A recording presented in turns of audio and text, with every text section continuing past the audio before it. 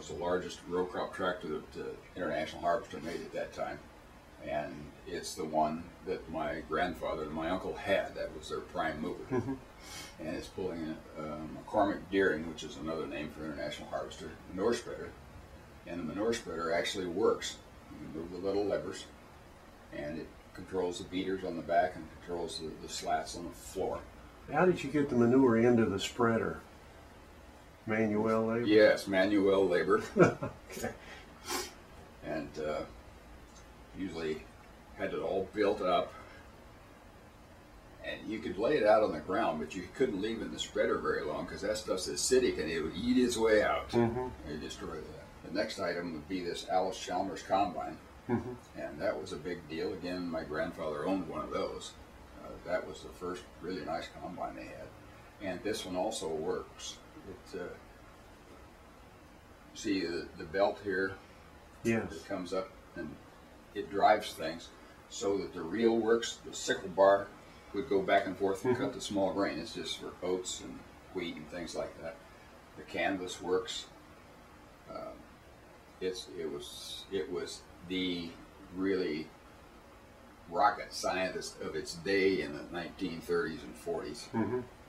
Now the little thing here is a cream separator.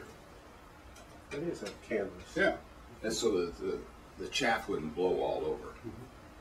This little device up here, that would take out part of the grain and save it for seed. So we'd dump it in here, and you would save that for seed for next year. You didn't buy new seed all the time.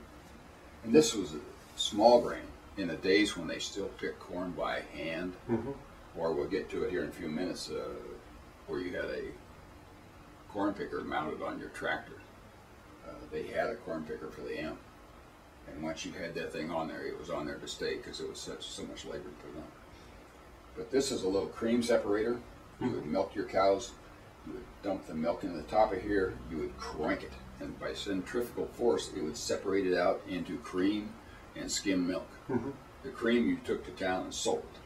The skim milk, you could use it, you mixed it up with ground feed and fed it to the hogs. Oh God, they love that stuff. The little tractor here is an Oliver, and actually it is the same tractor as a Minneapolis Moline, just painted different colors.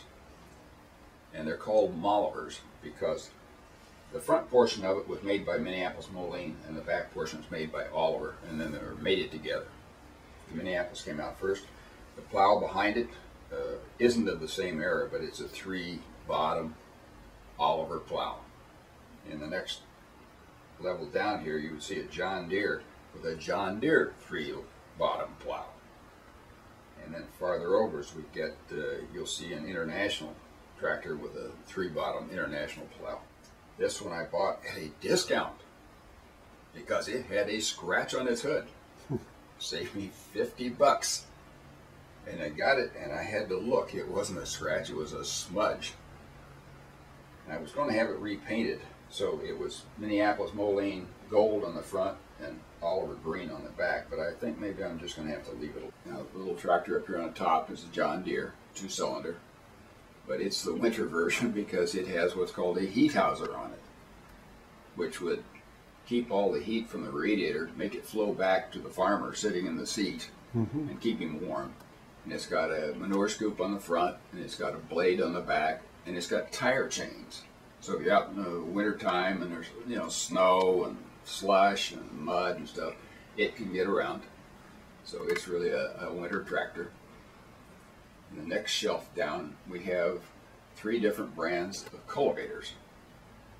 If you plant your corn for the days when they used a lot of chemicals to kill all the weeds, you had to get out and mechanically cultivate it and knock the weeds out. So the first one here is an International, which is the name that they used after they quit using the name Farmall. It is 4-row mounted. This is a Minneapolis Moline, again a 4-row mounted. It's a little older. And the next one is a little Alice Chalmers with a 4-row pull type, which is actually the best of the 3 because it's the least labor intensive to put the equipment on. You just back up, hook it up, and away you go. These other things, it took 2 men and a dog to put these things on. This is a Minneapolis Moline corn sheller. in the days when they picked corn by hand or the pickers did not shell, and you couldn't send it to the elevator that way, so you had to have one of these shellers come in, and you would drag the corn through these troughs. They extended out. It would go through, and this little chute here would put out the shell corn into a wagon. This would blow all the corn husks out, and there's another little elevator on the other side that would take the cobs away. And it could be either truck mounted or pulled, operated by a tractor. Here's the Minneapolis Moline. It was like the earlier Aller, and it is pulling a 16-row machine that prepares the soil and then plants either corn, soybeans, or whatever. You can see one these sides up. That's in their, what they call their trail mode. And this is a German-made machine. Down below this is a John Deere 4020 with a mounted 2-row picker sheller. Really dangerous machines. When my father sold them, he would always go out and instruct the farmers about not, when they get jammed in here, not putting their hands in there. Because those puppies would kill you if they got half a chance. He would have them take a big long corn stalk and hold it toward the machine when it was an idle. And he said when it grabs it, you know, you got a 6-8 foot corn stalk. As soon as it grabs it, let go of it. And he said it'd always be within about 3 feet before they could let their hands go. Really scared the liver out of them, and made real believers when you get off that tractor, shut that sucker off. But these guys have done pretty good. They have a full load of corn, and they're genuine John Deere wagon. How did you come to start collecting all these things? Temporary insanity, I think. But it's kind of reliving my youth, I think. And my father started out on John Deere's in, about 1924, maintaining the roads with an old John Deere. Well, it was a new John Deere at that time. And then when I was in high school, he was a John Deere salesman in our area. So John Deere was always there. He was a true believer in John Deere. Being 2-cylinder, his father had old Fords. In those days, those tractors didn't have mufflers on them. And he said, if you get off that 4-cylinder Ford with no muffler in the day, your ears would ring. And the John Deere 2-cylinder would be irregular. And it wouldn't bother you. And they were easy to maintain. I mean, any farmer that had any mechanical ability could do it. The little truck, I got that. It's actually a bank. It's got a slot in the top of it. That brand of motor oil, DX, Mid-Continent, out of Oklahoma, that was the brand of gasoline that my father sold in his gas station.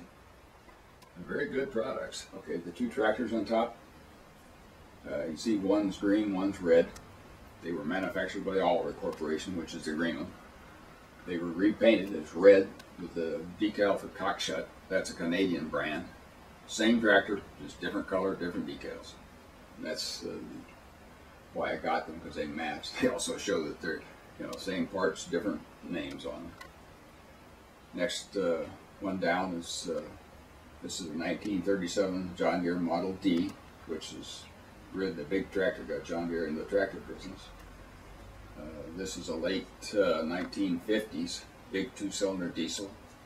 This is after they made a change to 4- and 6-cylinder. It's a 4020, so it's called a Wheatland Special. Its wheels are not movable, it's fixed, and very powerful.